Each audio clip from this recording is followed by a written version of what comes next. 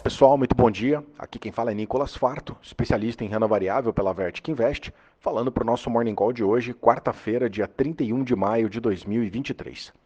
E o mercado opera em queda hoje com indicadores de atividade lá na China que vieram abaixo do esperado e com dúvidas sobre a aprovação do aumento do limite de gastos do governo nos Estados Unidos. Lá na Ásia, o fechamento hoje ficou negativo, refletindo o indicador de atividade econômica da China, o PMI, que veio na marca de 48,8 pontos. Ficou abaixo, portanto, da linha dos 50 pontos, o que indica uma contração econômica, e também ficou abaixo do consenso, que estava esperando que o número viesse próximo de 49,4 pontos. Lá na Austrália, a inflação bateu a marca de 6,8% no mês de abril e ficou acima do consenso que estava esperando que o número viesse próximo de 5,6% até 6,6%. Esse era o consenso de mercado. Na Europa, o viés hoje é de queda, com o mercado por lá esperando uma definição ainda sobre o aumento do limite de gastos pelo governo americano e também refletindo o nível de atividade mais baixo lá na China. Na França, a inflação desacelerou e veio na casa de 6% ao mês para o mês de maio. Ficou, portanto, abaixo do consenso que estava esperando uma inflação na casa de 6,4% por lá. Depois disso, o diretor do Banco Central da França disse que a inflação no país pode ter atingido o seu pico e pode entrar em trajetória de queda. Ainda na agenda europeia, agora às 9h30 da manhã, a presidente do Banco Central Europeu, a Christine Lagarde, ela tem um discurso agendado e deve falar mais sobre os próximos movimentos de política monetária do bloco europeu. Indo para os Estados Unidos, ontem o mercado fechou sem direção única. Lá em Nova York, o Dow Jones ontem caiu 0,15%, o S&P 500 ficou no 0 a 0 e o Nasdaq subiu 0,32%.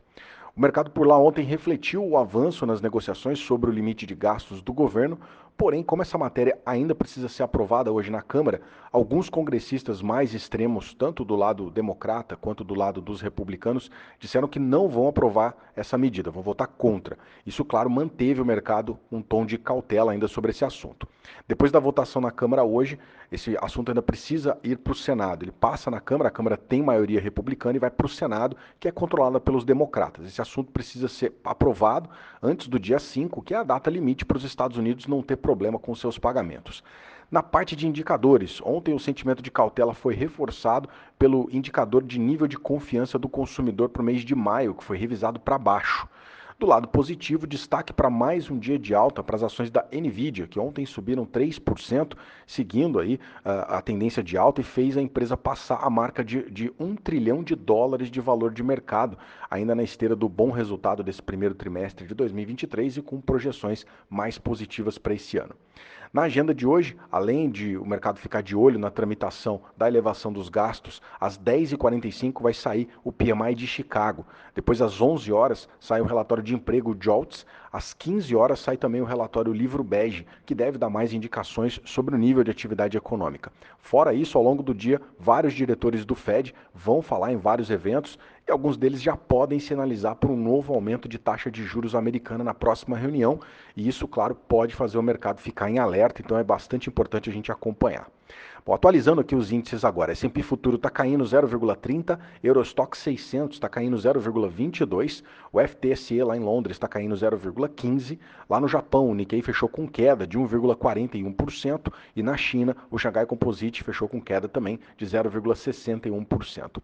O índice de mercados emergentes cai 1,15%, quem sobe agora é o DXY, o dólar index está subindo 0,32%, enquanto os juros de 10 anos dos Estados Unidos seguem em queda, cai 1,42% agora, cotado a 3,64% no anual.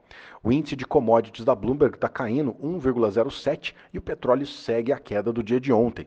O petróleo WTI está caindo 2,74%, está cotado a $60,56 o barril, enquanto o petróleo Brent está caindo 2,47%, está cotado a $71,90 o barril. O petróleo, portanto, segue em trajetória de queda desde ontem, com o mercado precificando um nível de atividade econômica mais baixo na China e também nos Estados Unidos, em função de uma expectativa agora pelo aumento nas taxas de juros por lá, o que deve frear a atividade econômica da maior economia do mundo. O minério de ferro fechou com queda nessa madrugada, refletindo o nível de atividade mais baixo na China.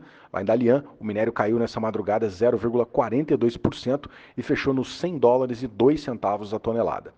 O universo de criptoativos também em queda nas últimas 24 horas, parece que também vem precificando essa expectativa de um novo aumento de taxa de juros nos Estados Unidos. O Bitcoin, acumulando uma queda de 3% nessas últimas 24 horas, está cotado a 27.090 dólares.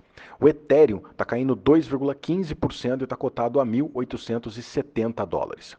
Vindo para cá, ontem o Ibovespa sentiu o impacto da queda das commodities e fechou com uma queda de 1,24%, cotado aos 108.967 pontos.